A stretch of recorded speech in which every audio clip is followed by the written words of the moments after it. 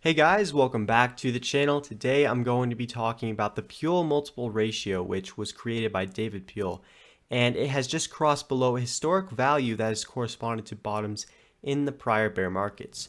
So first, I just want to talk about what exactly the Puell Multiple is so we can better understand why it can be useful. The Puell Multiple is basically taking the total value of daily Bitcoin issuance denominated in dollars, and then it's dividing that by its 1 year moving average. So it's basically looking at the miner profitability relative to the 1 year average. And the reason this can be useful is because when miners are experiencing low levels of profitability compared to the 1 year average, they might be inclined to turn off their rigs and reduce the overall sell pressure from newly mined Bitcoin.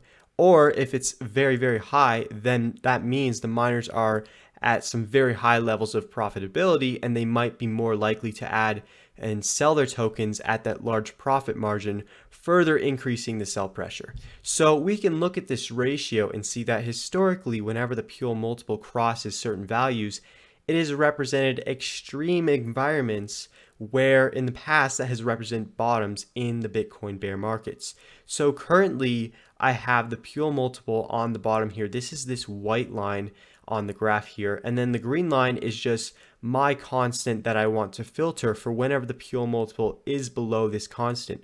So currently I have it at 0.45. Historically, you can see whenever the Puell multiple is below 0.45, that is represented a phenomenal region to accumulate Bitcoin. So we can see here back in 2011, we had this ratio of the Puell multiple going below 0.45 at this level here.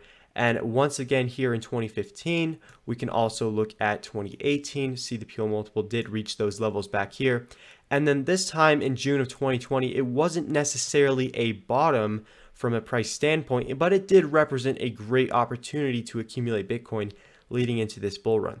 We can also see how it briefly flashed here back in July of 2021 on this correction from 64 down to 30K.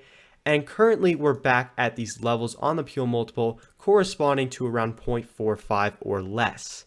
So we are at some levels in the Puell multiple that have represented incredible accumulation spots in Bitcoin throughout its history.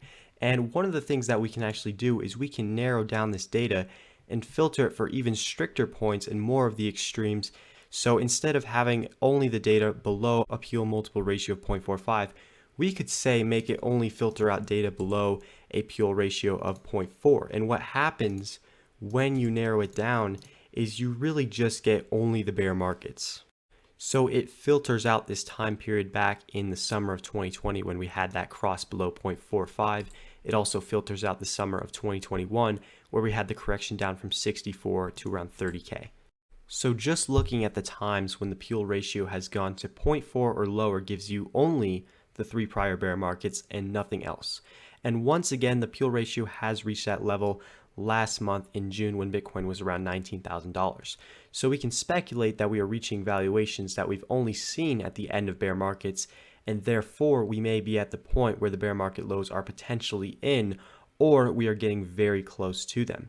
Now, in general, I do think this is a great indicator, and it can be useful in confluence with other bottom indicators, which I've been covering on my channel.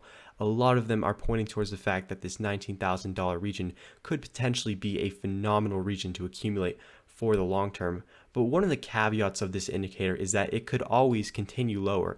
And similar to the RSI, it is somewhat bounded in the fact that, we could obviously see a dip back down and go to levels back at 0.29, for example, which you can see in 2011, we did reach that level. So while we could also see, the bottom at this 0.4 valuation, we could very well come back down, continue lower, and then from there, maybe we could go on like that. It doesn't have to be one test of this level and done. We could obviously see several new patterns play out that we haven't seen before. We could even spend a little bit longer than the prior times at this ratio. And again, this doesn't have to necessarily correspond to the price, because sometimes when Bitcoin is moving up, we can see the Puell ratio goes down.